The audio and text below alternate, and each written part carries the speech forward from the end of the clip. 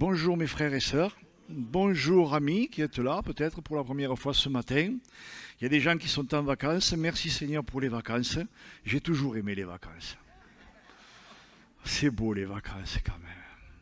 Vous travaillez 1 heure, vous reposez 24 heures, c'est formidable. C'est beau les vacances quand même. J'ai toujours aimé les vacances, toujours. Alors je suis devant un dilemme, j'ai laissé mes notes là-bas par terre parce que dans mon cœur, j'ai ressenti profondément le Seigneur me mettre à cœur un passage très connu.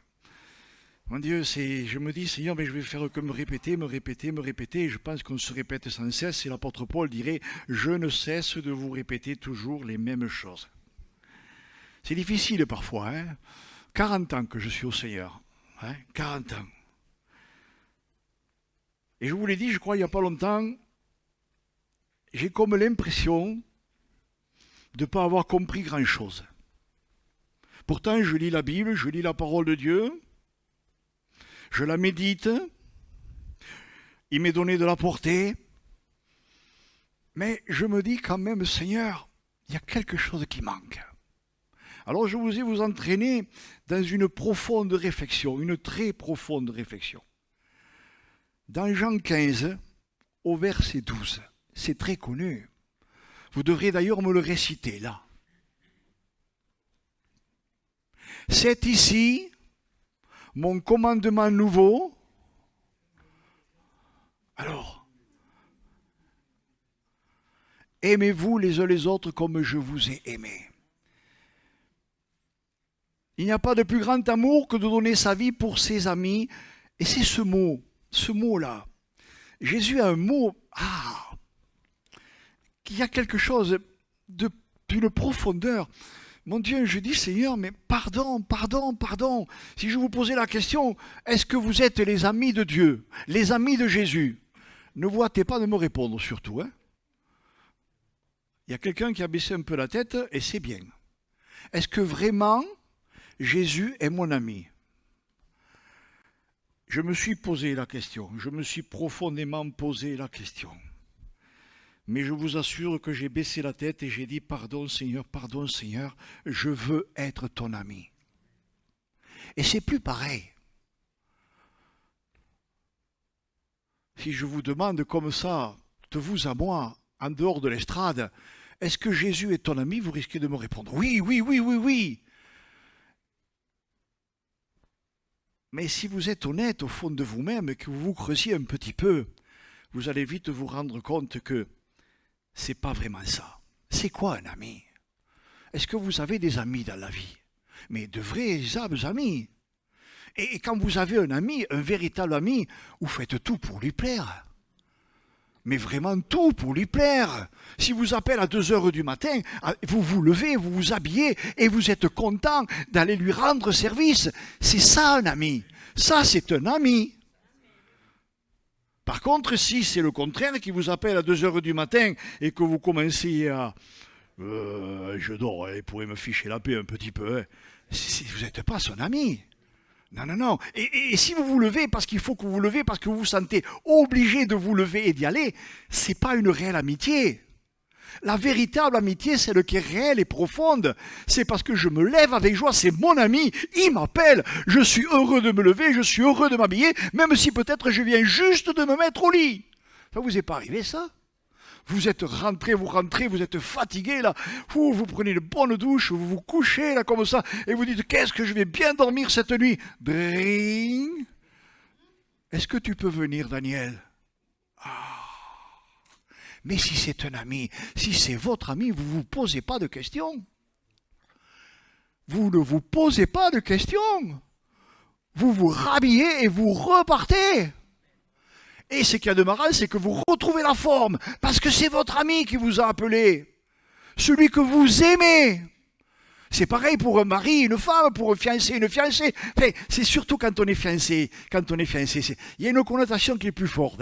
Que quand on est mari et femme depuis 20 ans, 30 ans, 40 ans, 50 ans. Oh chérie, c'est bon. Non, mais la fiancée, si elle vous appelle, je vous fais sourire là, hein. Je vous fais sourire. Hein. Mais si la fiancée, elle vous appelle là à 2 heures du matin, mon chéri, il faut que tu viennes vite.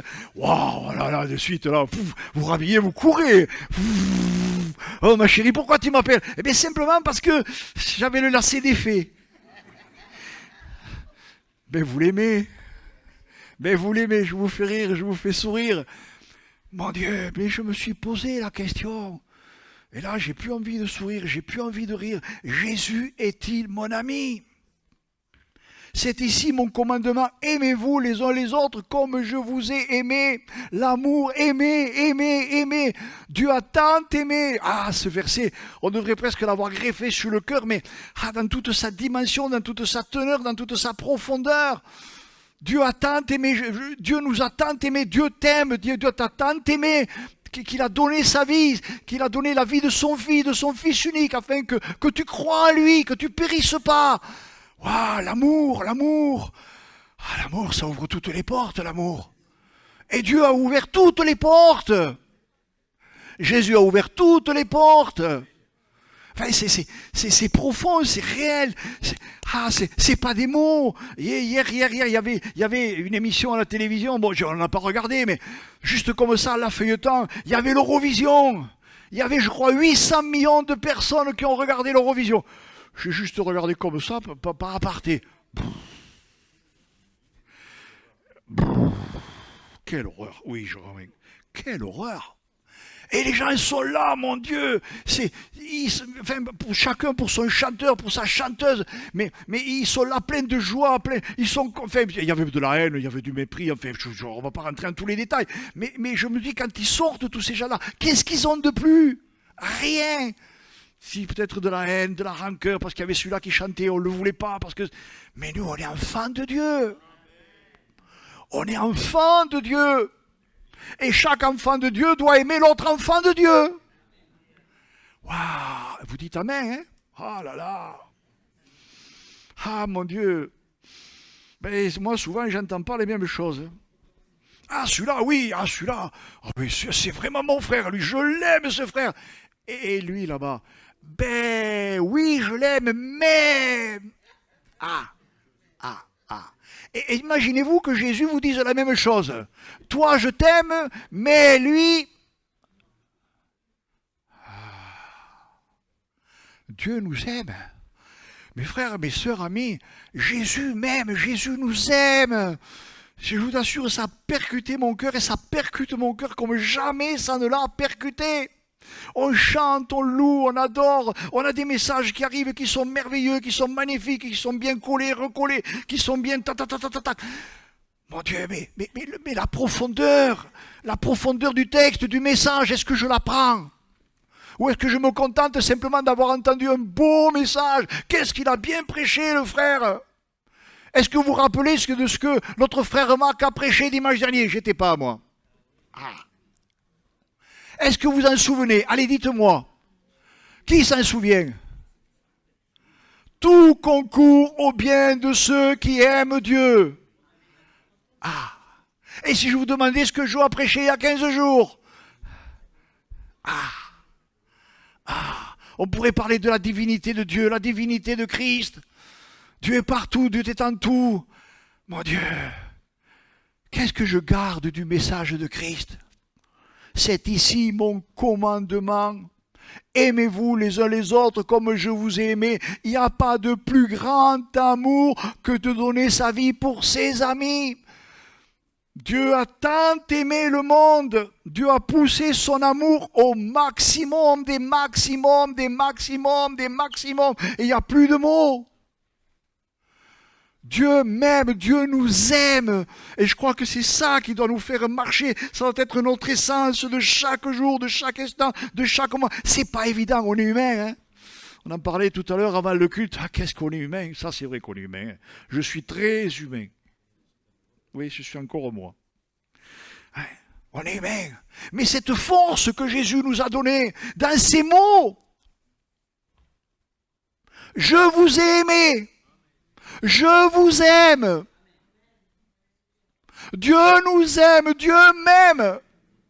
Ça devrait rester, demeurer au très fond de nous-mêmes. Si je prends le début du chapitre 15, Jésus va dire « Je suis ». Jésus va dire « Je suis le vrai cep et mon Père est le vigneron. Tout un sarment qui est à moi et qui ne porte pas de fruit, il le retranche. » C'est quoi le fruit? C'est de parler la langue le fruit? Non. C'est d'être un bon prédicateur le fruit? Non. C'est d'être un bon chanteur le fruit? Non. C'est d'être un chrétien le fruit? Non. C'est quoi le fruit? Le fruit, c'est l'amour. C'est aimer. Jésus m'aime. Il le retranche tout sarment qui porte du fruit. Par contre, il l'émonde. Ah, c'est pas évident, je sais que je me répète. Mais voyez un petit peu la vie chrétienne, être un chrétien, être vraiment un enfant de Dieu. À la limite, j'enlèverai ce mot chrétien, bien qu'il ait une autre connotation. Mais être chrétien, c'est ressembler à Christ. C'est être comme Christ, c'est désirer être comme Christ.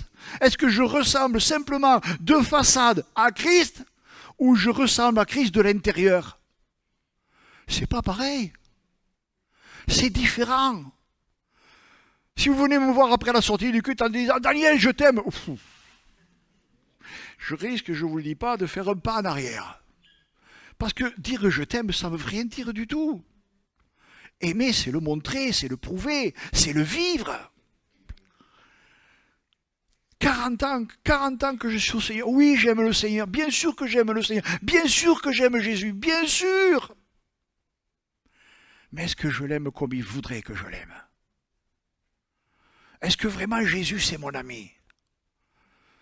Est-ce que vraiment je suis l'ami de Jésus? Est-ce que je me suis lié d'amitié avec Jésus?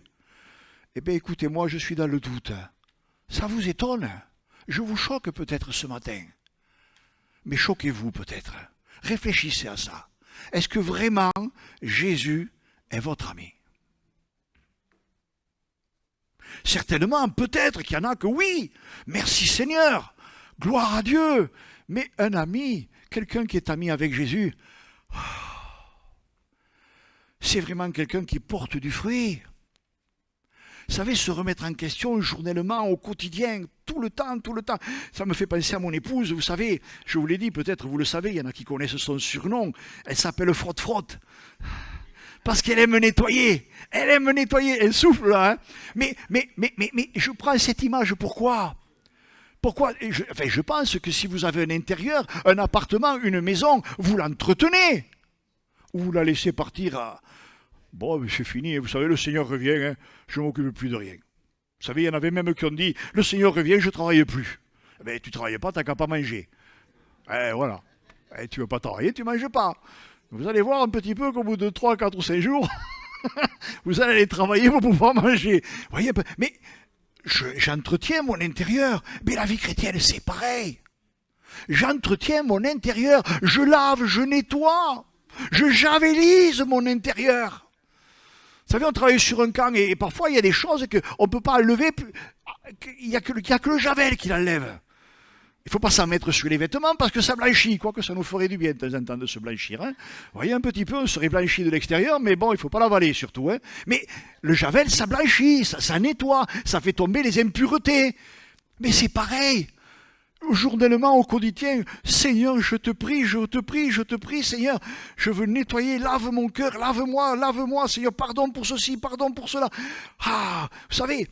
Moi, je rends grâce vraiment au Seigneur parce que c'est extraordinaire. Je vous répète encore, je suis qu'humain. Mais des fois, on a des discussions comme ça. Et tout d'un coup, dans la discussion, va venir des propos sur ceci, sur cela. Et là, ça commence à déranger. Et si je suis vraiment au Seigneur, ces propos, hop là, stop. Stop. Est-ce que je suis capable de dire stop? Stop. Parce que mon frère, ma soeur, peut-être qu'il est comme ça, mais moi, comment je suis? Peut-être que mon frère, ma soeur, il est blanc à l'apparence, mais il a peut-être quelques taches de noir à l'intérieur. Et moi, est-ce que je n'ai pas quelques taches de noir à l'intérieur? Est-ce qu'il y a quelqu'un qui est tout blanc dedans? Ne levez pas la main surtout, hein, parce que je sors la chcana. Hein. Je tire à vue. Hein. Non, mais c'est pas possible. Voyez un petit peu, c'est ici mon commandement. Aimez-vous les uns les autres comme je vous ai aimé. Il n'y a pas de plus grand amour que de donner sa vie pour ses amis. Vous êtes mes amis si vous faites ce que je vous commande. Je ne vous appelle plus serviteur. Vous savez, c'est beau quand même, parce que le serviteur ne sait pas ce que fait son maître. Mais je vous ai appelé ami parce que je vous ai fait connaître tout ce que j'ai appris de mon Père. Voyez un petit peu, on n'est pas des serviteurs. Alors, attention quand même, hein. On sert Dieu, on est des serviteurs de Dieu, mais on n'est pas des serviteurs dans le sens d'esclaves, de moins que rien. Un serviteur, il ne sait pas ce que fait son maître, mais Jésus, il veut faire de nous ses amis pour nous faire connaître ce que lui, il a décidé, ce qu'il entreprend dans nos vies. Quand même, ça me fait penser à quelque chose quand même, quand je lis la Bible, que je médite la Bible, que je demande au Seigneur, éclaire-moi, montre-moi. Parce que je pense que vous comme moi et moi comme vous, il y a des périodes, des passages de la parole de Dieu où c'est qu'on bute. Seigneur, mais qu'est-ce que ça veut dire? Et on n'arrive pas à avoir la réponse. Mais ce qu'il y a d'extraordinaire, c'est qu'avec le temps, et je dirais notre communion avec le Seigneur, il va nous faire connaître, il va nous donner l'explication. Il nous fait connaître. C'est ça la véritable amitié. Un ami, il se confie en son ami. Il ne lui cache rien. Vous cachez quelque chose à un ami véritable. Hein. Je ne vous parle pas d'un copain, d'une copine, parce que ça, on peut en avoir des tonneaux entiers. Mais des amis, des fois, on n'en a pas beaucoup. Quand on en a un, c'est bien. Si vous en avez deux, c'est formidable. Mais Jésus, il voudrait qu'on soit tous ses amis. La véritable amitié, celle qui construit, je dirais, l'édifice. Jésus, c'est la pierre, la principale, celle de l'angle, celle qui retient tout l'édifice. C'est extraordinaire quand même ça. Hein. La principale, celle de l'angle. Et on est tous collés les unes aux autres à cet édifice-là. On forme cet édifice de Christ. Il est beau cet édifice. Mon Dieu, combien je prie le Seigneur pour que vraiment, là, maintenant, là, quelque part, dans ce lieu-là, dans le temps qui vient, dans le temps, je dirais, présent, dans le temps qui va venir, vraiment, le Seigneur, il construise un merveilleux édifice. Et comme ça, Jérôme, il va dire, mon Dieu, Seigneur, tu fais des choses tellement extraordinaires. Vous savez, c'est beau quand même. C'est beau, un bel édifice, là, hein. Moi, je ne suis pas maçon, mais imaginez quelqu'un qui est maçon, qui sait tailler la pierre, qui a du temps, qui prend le temps, qui a du goût, qui se fait sa maison. Et il l'a fait avec soin, il l'a construit avec soin. Chaque pierre est bien taillée. Quand ils ont fait le temple à Jérusalem, les pierres, elles étaient bien taillées. Hein, parfaitement taillées. Pas besoin de mettre du ciment, du mortier pour les faire tenir. Elles s'encastraient les unes aux autres.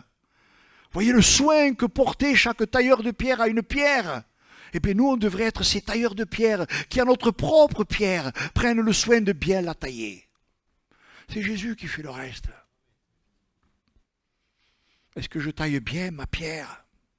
Je ne vous appelle plus serviteur, parce que le serviteur ne sait pas ce que fait son maître. Je vous ai appelé ami, parce que je vous ai fait connaître tout ce que j'ai appris de mon Père. Ce n'est pas vous qui m'avez choisi, mais moi, je vous ai choisi. Vous vous rendez compte, j'ai écouté les prières tout à l'heure.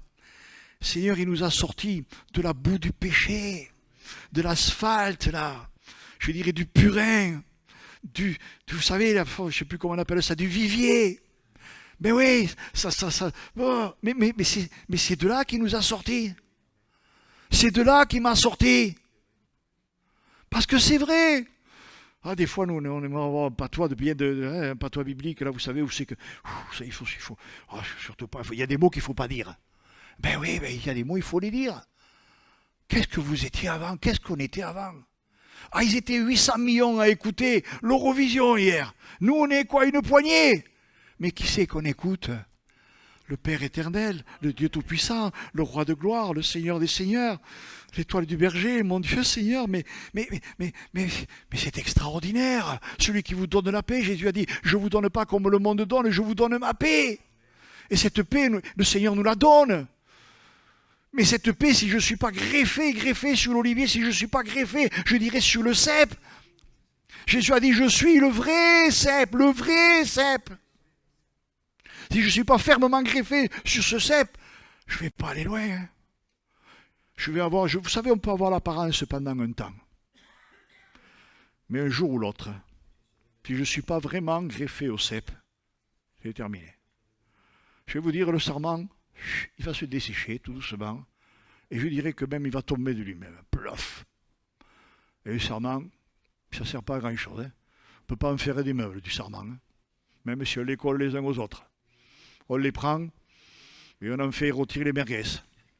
Oui, c'est pas plus. Et ça ne sert pas plus que ça. Ça ne sert à rien. Alors, vous voyez, vous êtes mes amis si vraiment, si on s'aime les uns les autres, s'aimer. Oh, je ne vais pas être long, je ne veux pas être long, je ne veux pas être long. Mais il y a un mot qui revient souvent dans ce chapitre 15. C'est ce mot, demeurez en moi et je demeurerai en vous. Au verset 5, je suis le cep, vous êtes les sarments. Celui qui demeure en moi et en qui je demeure porte beaucoup de fruits, car sans moi vous ne pouvez rien faire. Au verset 7, si vous demeurez en moi et que mes paroles demeurent en vous, demandez ce que vous voudrez et cela vous sera accordé. Dans la mesure que ça va dans le sens de Dieu. Ne demandez pas au Seigneur de vous faire gagner au loto. Vous n'avez jamais eu cette pensée? Seigneur, si je jouais au loto et que je gagne au loto, tu sais, Seigneur, je donnerai la dîme. Surtout si je gagne 20 ou 30 millions. Hein. Ça vous est jamais arrivé? Jamais, mentez pas. Hein? Hein? Ah. Mais ça sert à quoi? Seigneur, il ne nous demande pas ça. Il nous demande de demeurer dans sa parole. Est-ce que je lis sa parole? La parole, c'est qui la parole? Ben, c'est Jésus. C'est Jésus la parole. Des fois, je me dis, il y a des mots, à la place de parole, des fois, il faudrait mettre Jésus. Je ne sais pas, j'ai l'impression qu'il y a des mots, ça fausse. Ou alors, des fois, on lit mal. Hein, on lit mal. Si vous demeurez en moi et que mes paroles demeurent en vous, demandez ce que vous voudrez. Et cela vous sera accordé. Si vous portez beaucoup de fruits, c'est ainsi que mon Père sera glorifié et vous serez mes disciples. Et je ne sais pas si vous avez entendu ce que je viens de lire. Si vous portez beaucoup de fruits, c'est ça le fruit. C'est ça le fruit. Le fruit, de toute manière, dans le cœur de Dieu, c'est l'amour. Dieu nous aime, mon Dieu. Je vous assure que des fois, je voulais prêcher sur le psaume 139. Hein? Vous savez, le psalmiste, quand même, c'est beau quand même. Il prend conscience, en fait, qu'il est rien. Et que dès qu'il se lève, le Seigneur sait qu'il se lève. Dès que sa bouche s'ouvre, il sait que le Seigneur sait que sa bouche va s'ouvrir. Dès qu'il va proférer des mots, il sait que le Seigneur va connaître ses mots. Enfin, c'est d'une profondeur irréelle, merveilleuse, extraordinaire. Et ça nous ramène, je dirais, à notre toute petitesse. Qu'est-ce que je suis aux yeux de Dieu? Devant l'immensité de l'univers, visible ou invisible, qu'est-ce que je suis? Je pourrais dire quelque part, sans Dieu, je ne suis rien du tout. Hein. Je ne suis rien. Mais j'aime, il y a des mais que j'aime, il y a des mais qu'on n'aime pas, mais il y en a d'autres qu'on aime. Mais si j'appartiens à Dieu, si je deviens vraiment l'ami de Dieu, j'insiste sur ce mot, si je désire réellement devenir l'ami de Dieu, est-ce que ce matin tu désires, est-ce que dans ton cœur tu prends conscience que tu as besoin de devenir réellement l'ami de Dieu? Moi, c'est ma prière, Seigneur, je veux devenir ton ami. Je vous choque, encore une fois, peut-être que vous dites, enfin Daniel, tu devrais dire, je suis l'ami de Dieu.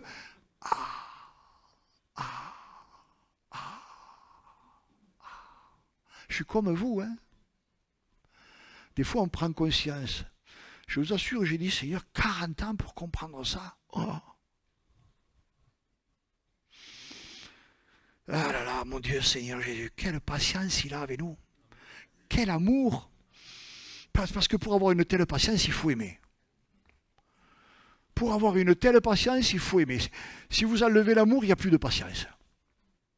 Honnêtement. Un père a de la patience pour ses enfants, une mère a de la patience pour ses enfants parce qu'il les aime. Et des fois, il perd patience. Il lève la main. Mais j'aime bien les paroles de cet homme qui disait avec calme et tranquillité à son fils, je ne citerai pas son nom, « Ah, pourquoi tu me fais ça ?» Et tout en allant chercher le bâton pour lui mettre une bonne fessée, « Tu sais bien que je n'aime pas faire ça. » Mais il y a mis la fessée. Mais il a mis une fessée parce qu'il l'aime. T'étais pas de gaieté de cœur. Voyez un petit peu. Est-ce que j'aime vraiment? Est-ce que Jésus est vraiment mon ami? Je répète ces paroles, si vous demeurez en moi et que mes paroles demeurent en vous, demandez ce que vous voudrez et cela vous sera accordé. Si vous portez beaucoup de fruits, c'est ainsi que mon Père sera glorifié et que vous serez mes disciples. Comme le Père m'a aimé, je vous ai aussi aimé. Demeurez. Voyez ce mot, il revient souvent. Demeurez dans mon amour. Demeurez. Si vous gardez mes commandements, vous demeurez dans mon amour, de même que j'ai gardé les commandements de mon Père et que je demeure dans son amour. Je vous ai dit ces choses afin que ma joie soit en vous et que votre joie soit parfaite. Demeurez. Demeurez. Restez, soyez fidèles, battez-vous. Je dirais quelque part, c'est un sacré combat. Comme je disais à une sœur tout à l'heure, il n'y a pas de vie plus difficile que la vie d'un chrétien. Hein. Qu'est-ce que vous en pensez? C'est une vie de combat perpétuel, jusqu'au jour où on sera dans son repos et on n'aura plus à se battre là. C'est fini, terminé. Mais jusque-là, c'est un combat perpétuel. Bien sûr, j'aime le dire quand même, parce que c'est vrai. Heureusement, Dieu merci. C'est un petit peu comme dans l'Apocalypse, vous savez. Il y a des chapitres et ils sont durs quand même. Hein. Et à un moment donné, il y a un chapitre qui nous parle de la gloire de Dieu, de ce qui va devenir des fidèles. C'est réconfortant, quoi. Mais pour un enfant de Dieu. Et quand on est chrétien, on a des combats, on a des difficultés. Mais comme on dit toujours, après la pluie, vient le beau temps. Dieu merci. Vous savez, il ne faisait pas chaud sur le camp de l'Égoalais, je peux vous dire, on a passé quelques jours, hein. Et on travaillait quand même. Il fallait le faire, on le faisait. Imaginez, je suis allé chercher mon épouse d'une caravane pour l'amener à l'autre, tellement que ça tombait. Mais on l'a fait. On ne l'a pas fait pour nous. Hein. Si c'est pour nous, je reste à la maison. Hein. C'est bien plus reposant. Mais on était content de l'avoir fait. Bien que je la gronde des fois, mais bon, tant pis. Hein. Voyez un petit peu, enfin, c'est profond, ça, c'est profond. Je suis le vrai cep et mon père est le vigneron. Tout sarment qui est à moi et qui ne porte pas de fruit, il le retranche. Mais tout sarment qui porte du fruit, il l'émonde. Il l'émonde.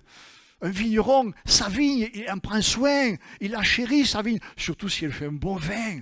Et plus on veut qu'un vin soit bon, plus il faut se prendre soin de sa vigne. Hein, il vient avec le sécateur, et je dirais que les sarments comme ça, ils ne sont pas là en train de dire « me coupe pas, me coupe pas ». Non, non, non. Et oui, le Seigneur, il vient des fois avec son sécateur et il coupe. Et oui. Et ça fait mal. Et oui, ça fait très mal. Il y a 15 jours comme ça, et ma épouse, on était en voiture et puis on s'est arrêté pour prendre des nouvelles de quelque chose dont je ne vous dirai pas. Et la nouvelle n'était pas bonne. Et waouh, sur le coup, c'est comme si on nous avait mis un coup de merveille sur la tête. Mais de suite après, quelques secondes après, hop là, on a repris le dessus. On a repris le dessus. Non, Seigneur, jamais ta main je ne lâcherai. Mais pourquoi on a dit ça? Parce que le Saint-Esprit, il était là et qui veillait. Voyez un petit peu. Demeurez en moi, je demeurerai en vous. Plus je cherche à grandir avec le Seigneur, plus je cherche à me fortifier et à vivre la parole dans toute son identité, dans toute sa teneur, dans toute sa profondeur. Plus je grandis, plus je m'épanouis. Je sais, j'avoue que des fois je me dis, Seigneur, mon Dieu, qu'est-ce que je voudrais être un ange à ton service. N'est-ce pas, Romain? Que ça serait beau. Mais là, je sens le Seigneur me dire, égoïste. Égoïste, tu penses qu'à toi. Égoïste. Ça vous est pas arrivé, ça? Ouais, des fois, hein, franchement. Hein. Mais là aussi, je vais vous dire, je le disais à un frère ce matin encore, quand ça me prend, ça, c'est bizarre. Le Seigneur, il me porte à prier pour la Corée du Nord. Et là, il n'y a plus rien à dire. Hein? Parce qu'ils tiennent bon. Le Seigneur est avec eux. Ils portent du fruit. Ils sont émondés. Ils demeurent dans sa parole. Ils demeurent dans sa parole. Ils demeurent dans sa parole. Jusqu'au bout, jusqu'à la mort même. Ils demeurent dans sa parole. Seigneur, aide-moi à demeurer dans ta parole, à vivre ta parole, à rester dans ta parole. et à aimer mes frères et mes sœurs, quel qu'il soit, même s'il est pénible, donne-moi de l'aimer, même s'il est lourd, donne-moi de l'aimer. Il y en a des fois, des frères et des sœurs qui sont lourds.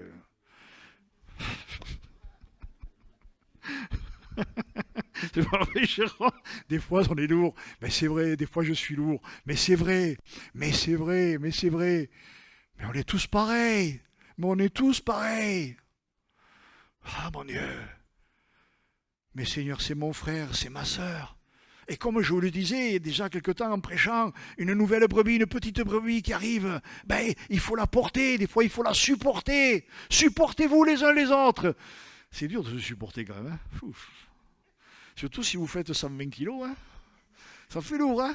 30 kilos, je vais bien mettre 120. Mais enfin, c'est une image. Ah là là, qu'est-ce que le combat chrétien, il est intense. Je veux être l'ami de Dieu, l'ami de Jésus. S'il me réveille en pleine nuit pour prier pour ceci, pour cela, je suis sûr que vous le faites. Ne me dites, vous le faites. Vous vous réveillez, tout d'un coup, vous le faites. Vous le faites parce que vous l'aimez. Ah, bien sûr, sinon vous ne le feriez pas. D'ailleurs, il ne vous réveillerait même pas. Mais grandir dans cet amour, grandir dans cette amitié. L'amitié, ça se construit. L'amitié, c'est quelque chose de très particulier. David et Jonathan étaient profondément amis. Simplement amis. Parce qu'on en a fait derrière. Hein? Mais ils étaient vraiment... Vous vous rendez compte, moi je me dis l'amitié de Jonathan vis-à-vis de David. Jonathan, c'est le fils du roi. C'est lui qui aurait dû être roi. Et pourtant, il va dire à David, le jour où tu seras roi, enfin, quelque part comme ça, je serai ton serviteur. Enfin, il y a un truc qui ne colle pas là. Enfin, vous vous dites, enfin, David aurait pu lui dire, mais enfin, non, c'est toi qui... Non, il n'y a pas eu de réponse. Il a disparu après Jonathan. Mais vous vous rendez compte, il y avait une telle amitié, mais une amitié d'une telle profondeur, d'une telle beauté, quelque chose d'une merveille extraordinaire, que Jonathan, il n'en avait rien à faire de la couronne de roi. David, c'était son ami. Est-ce que Jésus est mon ami? Est-ce que Jésus est ton ami?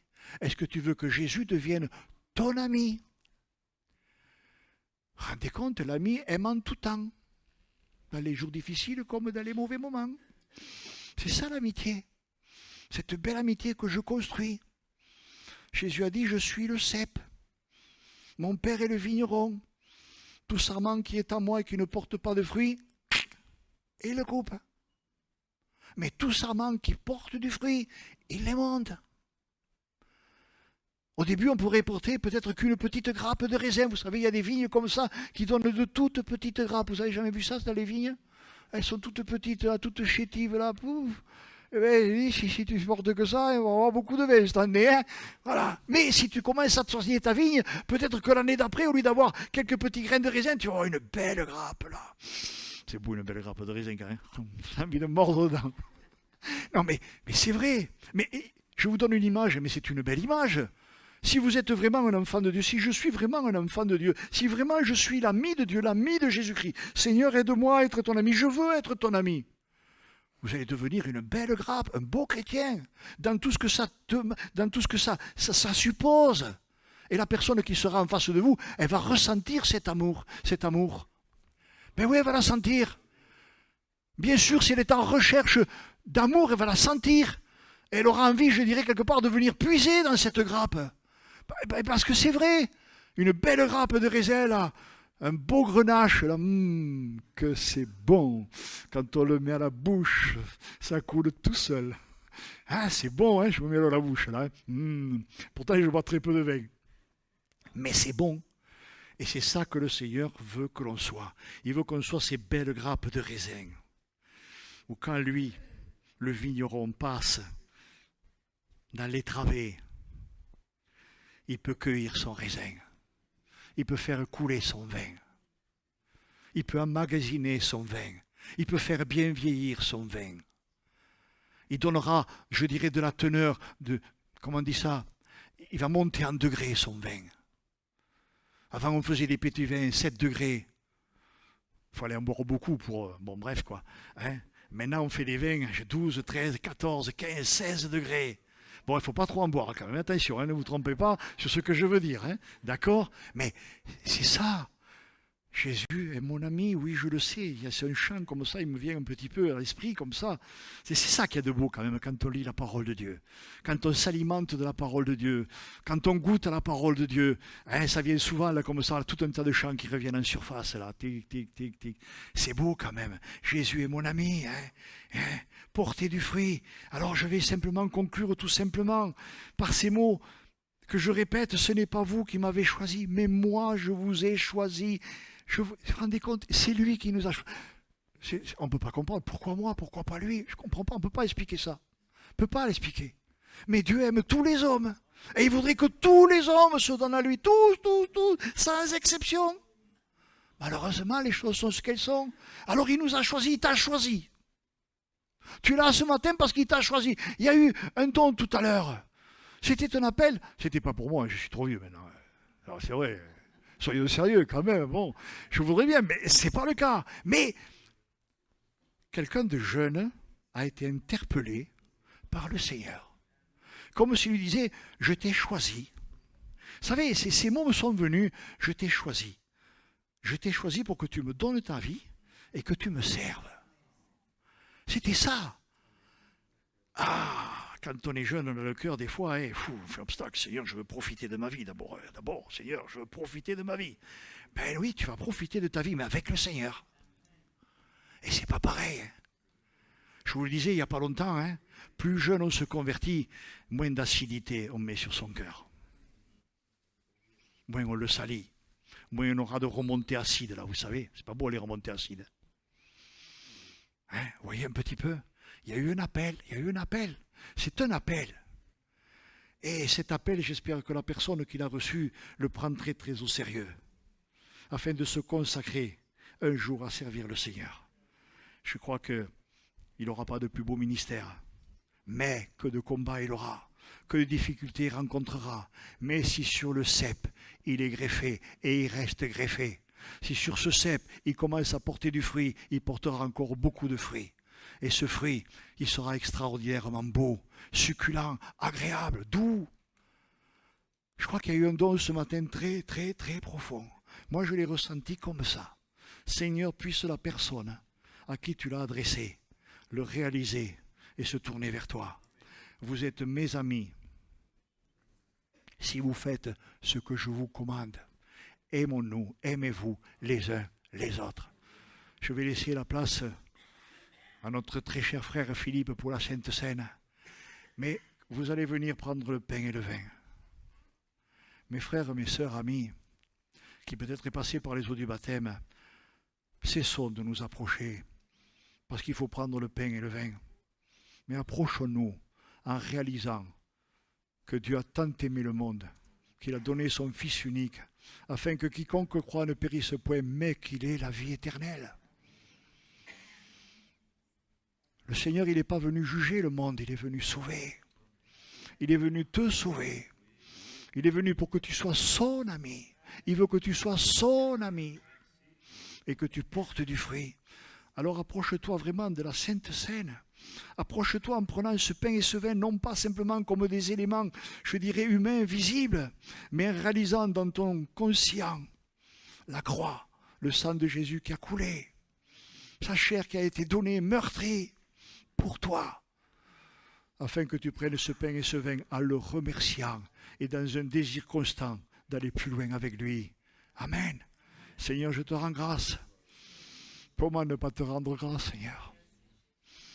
Mon Dieu, tu tiens nos vies. Nous ne sommes pas nombreux là, ce matin, Seigneur, mais nous sommes des millions et des millions qui, sur toute la surface de la terre, sont réunis en ton nom et pour ton nom, Seigneur, mon Dieu, Père bien-aimé. Les hommes, ça, ils ne le voient pas, Seigneur, mais toi, tu le vois, tu le sais, Seigneur, mon Dieu, Père. Même dans les endroits les plus reculés de la terre, même là où c'est qu'il n'y a qu'une âme qui se tient devant toi, Seigneur, tu la vois et tu la chéris, Seigneur, mon Dieu, Père bien-aimé.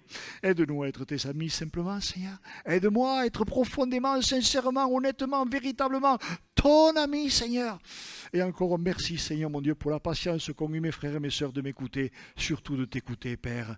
Amen.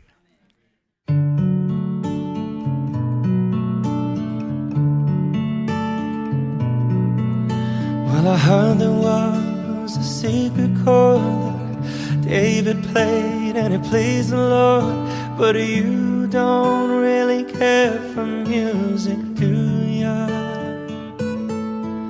Well, it goes like this, the fourth, the fifth, minor fall and major lift, the baffled king composing hallelujah, hallelujah, hallelujah, hallelujah, hallelujah.